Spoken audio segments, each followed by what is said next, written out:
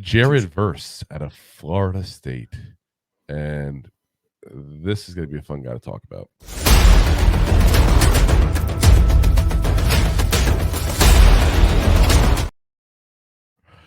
So, Jared Verse played the last 2 years over at Florida State. Prior to that, he played at the University of Alabama, University of Albany for the last 2 years. I looked up his stats at Albany out of curiosity because they didn't even list them on his stat page that I usually get these guys from. Whatever the Pro Football Reference version of the college one, that's where I usually get the stats from.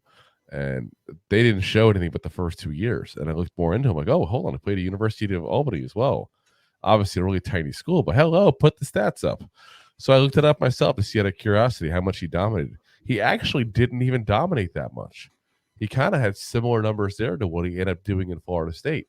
Now, keep in mind, it doesn't mean he didn't get better. He got better and did similar numbers at Florida State against a much tougher, talent level than going against University of Albany players there. But like I said, I was just curious to see how much he had dominated there. Anyway, on the sizes there, 6'4", 260 pounds, 24 years old. So obviously a pretty good size there. In 22, 12 games, 48 tackles, 1 tackle for loss, 9 sacks, and a fumble recovered.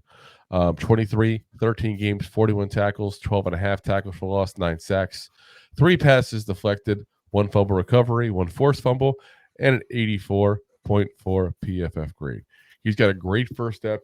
He's got great use of hands, very bendy. He's good against the run, and he's got good range.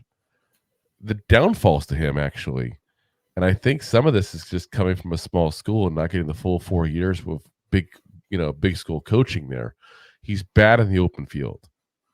Like, if hypothetically the Giants have to, Giants draft him and he has to go try to open field tackle Saquon, good job. Good luck with that. That's not going to work out very well. He's also bad at misreads. He doesn't always judge the plays correctly there at that point. Those are things that you can often teach, though. Even though he's a little bigger in size at 260 already, he's going to be probably best in a 3-4 system. And I think he's going to go top 15. I really do. Now, is he top 15 talent? No. He's probably back end of the first round talent. But there's not a lot of big name heavy hitter edge rushers. And those guys, second to quarterbacks, probably go quicker than anybody else. People are always looking to go ahead and overreach for edge rushers because they want 2 things. Either have a quarterback or have someone who can get to the other quarterback. That's the 2 biggest wish list items for any NFL team always. So if my quarterback can't throw, neither can yours. No one's can throw. Yeah. But I mean, again, you look at this guy on tape and he's really good, and I think he's still improving. I don't think he's maxed out. I see, I see him kind of improving as time went on, even within this last season at that point. So I like seeing a guy that's still continuing to improve after playing, again, 4 years in college. It's not like he was like 1 or 2 years and, is still young and raw. He's 24, but he's still improving. He's an instant starter. At the worst case, he becomes an average starter in this league, in my mind. But best case, he continues to grow and becomes a stud. So somebody's going to take the chance. Like I said, somebody's going to take the chance in that top half of that first round, I think. So